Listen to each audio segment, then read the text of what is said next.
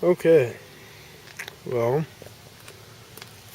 what we have here is my 93 Ford Explorer. Eddie Bauer edition, 4.0, automatic, 4-wheel drive, 227,000 miles. As you can see, it's especially by the paint, it's definitely had a few better days, but still runs good. It's like a top. Like I said before, the tires are fairly good. They're uh, not quite what I'd want really out of a tire, because obviously I like bigger tires that have a little bit more beef to them. But yeah, they work pretty good.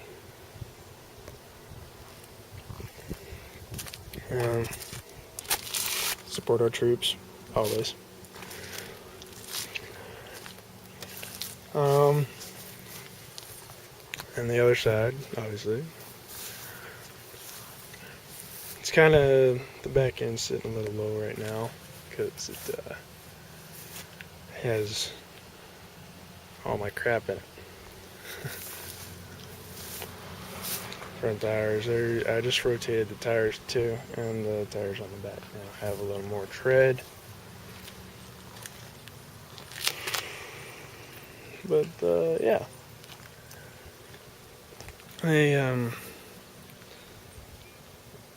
like I said, I just rotated the tires. The back tires have more tread now, just because it actually does have a perfectly functioning limited slip, and a mosquito is trying to bite me.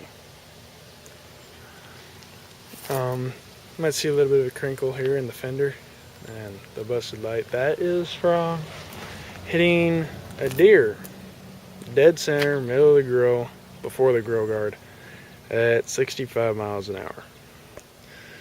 This poor old car has hit 4 deer, a horse, a light pole, and a tree.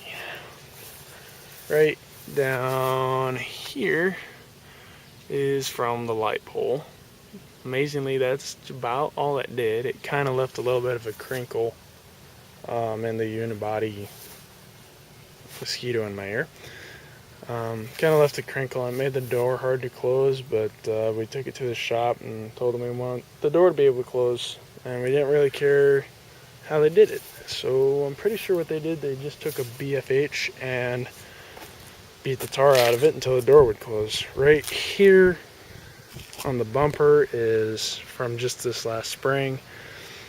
You can also see a little bit of misalignment in the tailgate. And my stepbrother smoked a tree. Yeah. Wasn't going that fast, but he was going fast enough, apparently.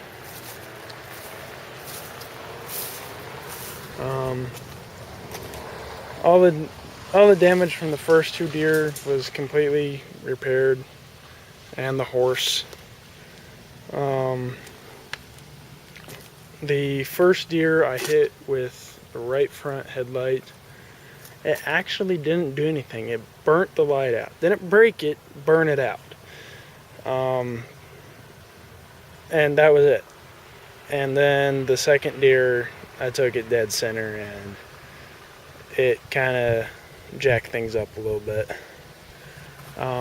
When I got it fixed, all I had them do though was put new headlights in, and that was it, and aim them. And then I put the grill in. I got it from a pick and pull, and put the grill in, and then I built this gnarly grill guard you see on the front here.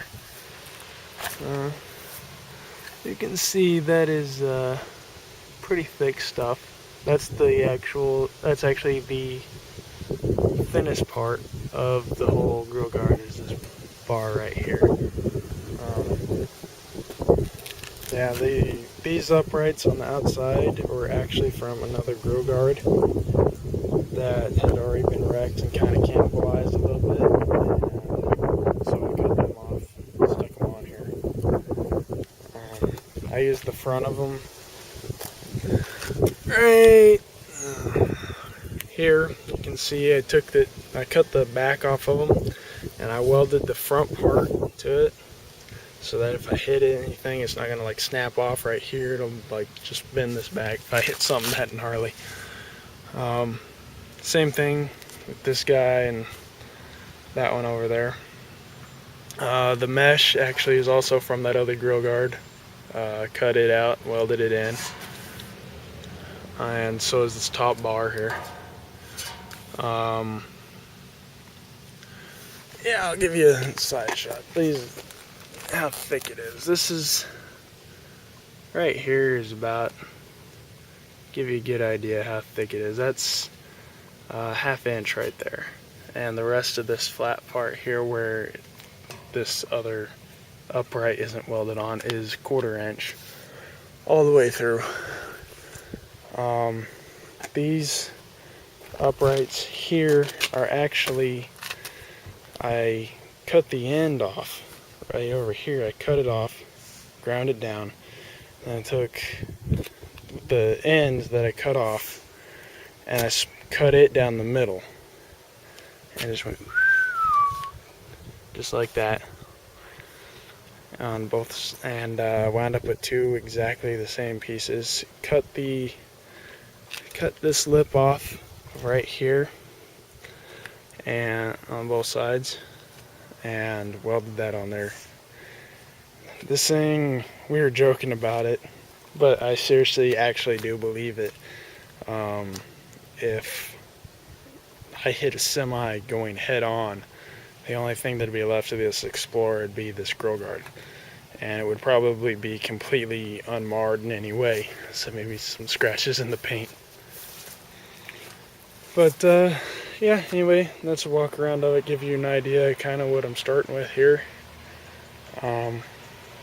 what I drive every day, and in the near future, the tires will be getting changed to 31-10-5s. I'll also be putting those little guys right there, those coilovers, will be going on the rear end just for a little more weight support. I'll also be unloading it, which will raise up the back end about another 2 inches by itself. Then add those and get rid of some of the suspension sag, and that should bring me up, give me about 3 inches from what it is right now on the back end, as well as more weight capacity. And hopefully later today I'll be taking yet another video of the lights that I'm going to put on the grill guard. I got 4 off-road lights that I'm going to put on. I don't know if 2 of them will get on today, but I do know that the other 2 should get on today. So I'm fixing to head to the hardware store right now and see about that.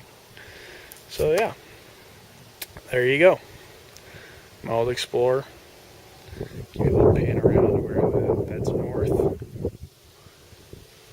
There's the dorms I spent the last year in.